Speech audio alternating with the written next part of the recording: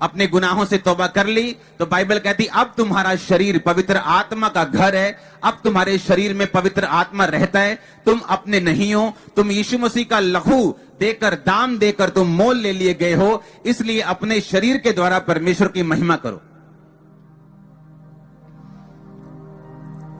Hallelujah. और Bible कहती पवित्र आत्मा जब आप में बसता है तो क्या होता है फिर आपकी लाइफ में। बाइबल कहती जब पवित्र आत्मा दोबारा इजराइलियों के दिल में बसा, परमेश्वर ने बेबीलोन से, एक बेबीलोन का मतलब ऐसा समझ लो कि जहां पीतलों के बंधन, जहां लोहे के बंधन आपके सिर पे, आपके पांव में, आपके कमर में लटके हुए थे और आप दिन रात मजदूरी कर रहे थे, अमीर हो गरीब हो सब बंधन में थे, एक तौबा करने के कारण परमेश्वर ने वो सारे बंधन तोड़े और उनको आजाद किया। और जब अपने देश में वापस भेजा तो उस देश के गवर्नर के दिल में डाला कि तू इनके भवन को बना के देगा। जब पवित्र आत्मा आपके जीवन में आता है तो फेवर आपकी लाइफ में आता है। जब पवित्र आत्मा आपकी जिंदगी में आता है तो इज्जत आपकी लाइफ में होती है। जब पवित्र आत्मा आपकी जिंदगी में आता है तो वो बंधनों को तोड़ता है, वो शैतानी बंधनों को तोड़ता है, वो जादू के बंधनों को तोड़ता है, वो निराशा के बंधनों को तोड़ता है, वो फाइनेंशियल कर्ज के बंधनों को आपकी लाइफ से तोड़ता है। हालेलुया। लेकिन अपने पड़ोसी को बोलो क्या तुम्हारे पास पवित्र आत्मा है? हालेलुया।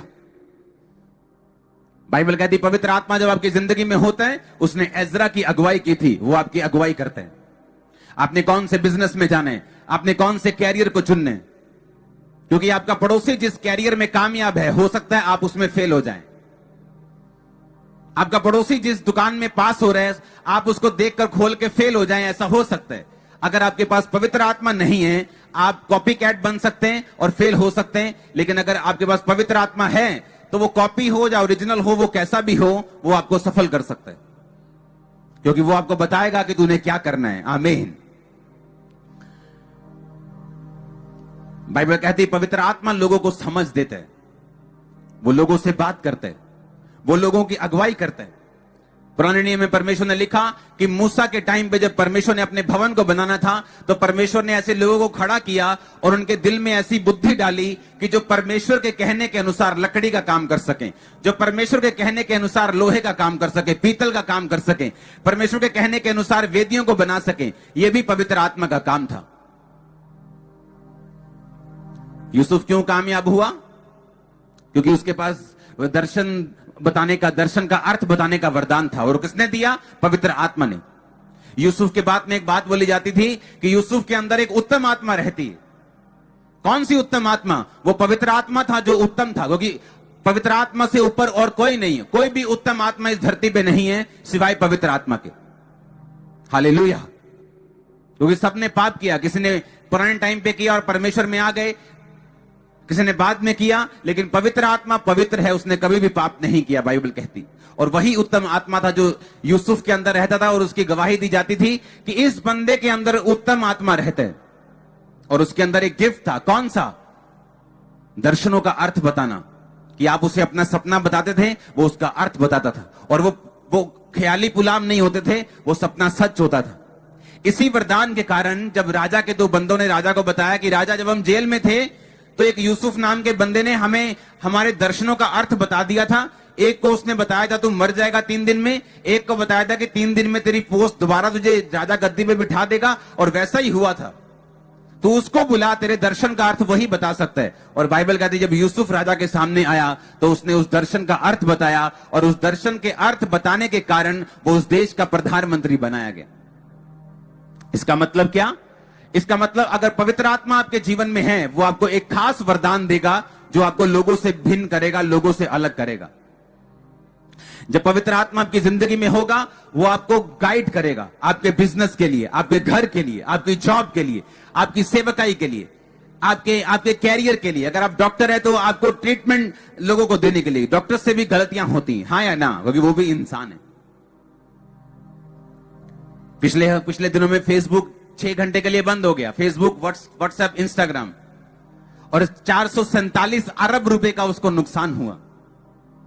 मतलब 447 अरब सिर्फ 6 घंटे में। और गलती क्या निकली कि एक बंदे ने गलत कमांड मार दी थी कंप्यूटर पे बैठ के, सिर्फ इस गलती के कारण लाखों करोड़ों का नुकसान हुआ। इंसान है, इंसान गलती करता है, लेकिन बाइबल कहती पवित्र आत्मा जब आपकी जिंदगी में होता है, तो बाइबल कहती डैनियल की जिंदगी में जब भी उसकी जिंदगी में कोई दोष ढूंढने के लिए लोग आते थे, तो उसकी जिंदगी में दोष नहीं मिलता था, और उसकी भी यही गवाही दी गई कि डैनियल के अंदर एक उत्तम आत्मा रहता है।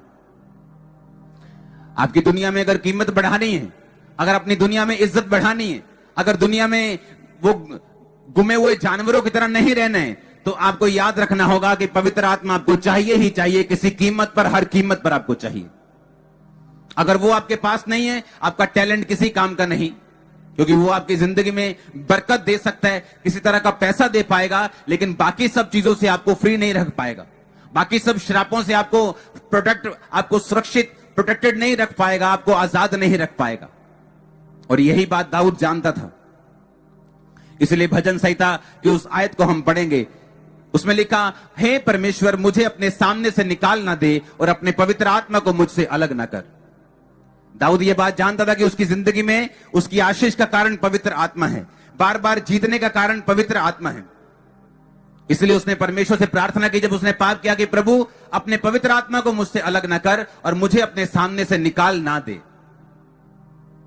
जब पवित्र आत्मा आपकी जिंदगी में होता है, वो आपको स्पेशल वरदान देता है, आपको खास वरदान देता है, आपको खास काम करने की शक्ति देता है। वो किसी भी डिपार्टमेंट में हो सकती, और उसी के कारण आप ब्लेस किए जाते हैं। हर बंदे की कॉलिंग पास्टर बनना नहीं है, हर इंसान की कॉलिंग इवेंजलिस्ट बनना नहीं है, हर इंसान की कॉलिंग मीडिया में जाना नहीं। हर एक व्यक्ति की कॉलिंग अलग अलग है, और पवित्र आत्मा अगर आपकी जिंदगी में है, वो आपकी कॉलिंग को, आपकी बुलाहट को परफेक्ट करता है, आपको तेज करता है, वो आपको शार्प करता है, आपको लल्लू सा नहीं रहने देता। वो कितने मेरी बातों को समझ रहे हैं?